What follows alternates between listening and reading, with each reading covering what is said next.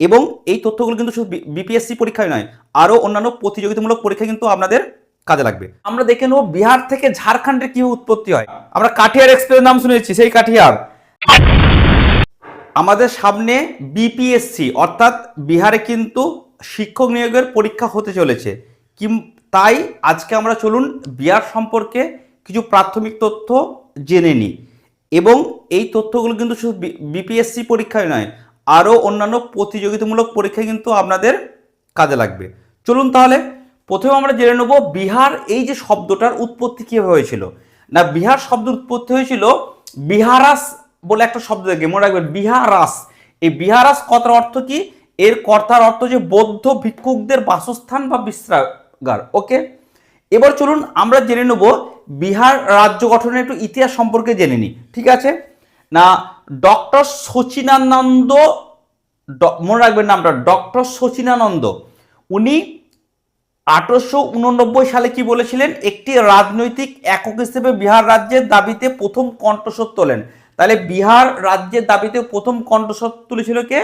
Doctor সচিনানন্দ Sinha. তারপরে 1894 সালে Bihar Times বলে একটা পত্রিকা পাবলিশ হয়। সেই পত্রিকার উদ্দেশ্য কি ছিল? বিহার প্রদেশ গঠনের দাবিকে আরো জোরালো করা।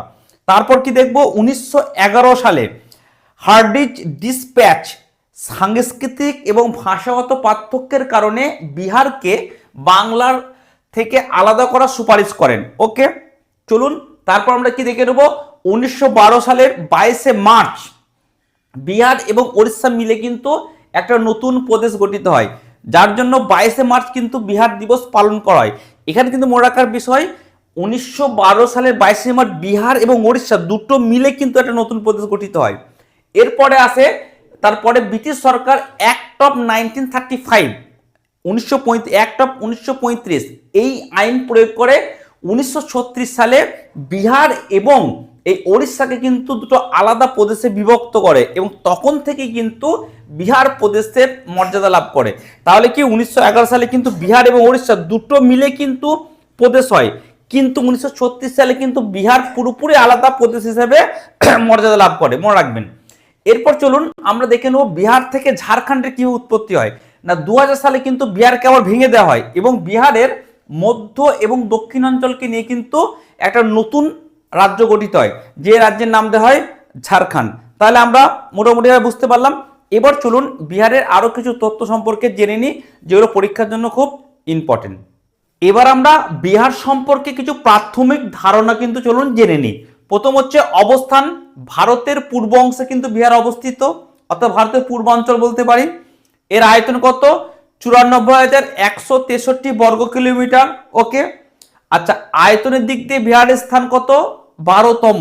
ঠিক আছে, এবং জনসংখ্যার দিক দিয়ে বিহারের স্থান কত? তৃতীয়। এরপর চলুন আমরা দেখে নেব দেশের মোট ভৌগোলিক এলাকার 2.86% কিন্তু বিহারের অন্তর্গত। এবার চলুন আমরা একটু বিহারের ভৌগোলিক অবস্থান সম্পর্কে জেনে নিই। 24 ডিগ্রি 21 মিনিট 10 সেকেন্ড উত্তর অক্ষাংশ থেকে 27 ডিগ্রি 31 মিনিট 15 সেকেন্ড উত্তর অক্ষাংশ পর্যন্ত বিস্তৃত। চলুন এবার দ্রাঘিমা বিস্তার কত? 83 ডিগ্রি 19 মিনিট 50 সেকেন্ড পূর্ব দ্রাঘিমা থেকে 88 ডিগ্রি 17 মিনিট 40 সেকেন্ড পূর্ব দ্রাঘিমা পর্যন্ত কিন্তু বিস্তৃত।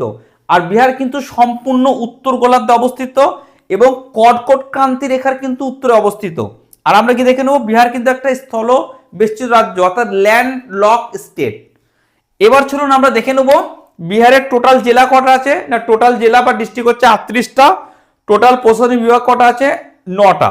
চলুন আমরা এবার দেখে নিই কোন বিভাগের আন্ডারে কোন কোন জেলাগুলো আছে। প্রথম বিভাগ হচ্ছে পাটনা বিভাগ। 1 হচ্ছে পাটনা, 2 নালন্দা, 3 ভোজপুর, 4 হচ্ছে রোহতাস, 5 বক্সার, 6 হচ্ছে কাইমুর। 2 নম্বর বিভাগ হচ্ছে তিরহুত, এর আন্ডারে আছে 7 পূর্ব চম্পারণ, পশ্চিম চম্পারণ, মুজাফরপুর, সীতামঢ়ী, বৈশালী, শেওহর। 3 নম্বর হচ্ছে সরন বিভাগ, এর আন্ডারে আছে সরন, সিওয়ান, গোপালগঞ্জ। 4 নম্বর হচ্ছে দারভাঙ্গা, এর আন্ডারে কি আছে? দারভাঙ্গা, মধুবনী, সমস্তিপুর। তারপর আছে কি কোসির আন্ডারে কি আছে? সহরসা, মাধেপুরা, সুপল। তারপর কি আছে? পূর্ণিয়া আন্ডারে কি আছে? পূর্ণিয়া, আরারিয়া, কিষানগঞ্জ, কাটিহার, আমরা কাটিহার এক্সপ্রেস নাম শুনেছি, সেই কাটিহার। তারপর হচ্ছে ভাগলপুর, ভাগলপুর আন্ডারে আছে ভাগলপুর বাঙ্গা। তারপর হচ্ছে মুঙ্গের, মুঙ্গের আন্ডারে কি আছে মুঙ্গের, জামুই, খগড়িয়া, খসিরাই, শেখপুরা, বেগুইসরাই। বেগুইসরাই কিন্তু আমাদের কানাই কুমারের বাড়ি, কানাই কুমার কিন্তু ভোটে দাঁড়িয়েছিল। তারপর কি দেখে নেবো কি মগধ, মগধ কি আছে গয়া, আরওয়াল, ঔরঙ্গাবাদ, জেহানাবাদ, নওদা। তাহলে আমরা এখানে কিন্তু 9টা বিভাগ এবং 38 জেলার নাম কিন্তু জেনে নিলাম। চলুন আরো কিছু তথ্য আমরা জেনে নিই। বিহারের পূর্ব নাম কি? পূর্ব নাম হচ্ছে মগধ। রাজধানী কি? রাজধানী হচ্ছে পাটনা। হাইকোর্ট কি? হাইকোর্ট হচ্ছে পাটনা। রাজ্য প্রাণী কি? গাউর। রাজ্য পাখির নাম কি? Indian roller. রাজ্য গাছের নাম কি? ফিগ। রাজ্য ফুলের নাম কি? সাদা অর্কিড। আইনসভা কি? দ্বিকক্ষ বিশিষ্ট। বিধানসভার সদস্য কজন? 243 জন।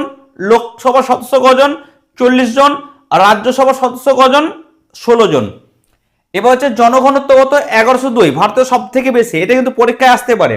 তারপর লিঙ্গ অনুপাত কত? 1090। সাক্ষরতার হার কত? 63.82%। মেল হচ্ছে 73.39%, ফিমেল হচ্ছে 53.33%। প্রধান ভাষা কি? হিন্দি, ভোজপুরি, মৈথিলি, মাগধি, আঙ্কিকা। লোকশিক্ষা কি? মঞ্জুষা। প্রধান নদী কি?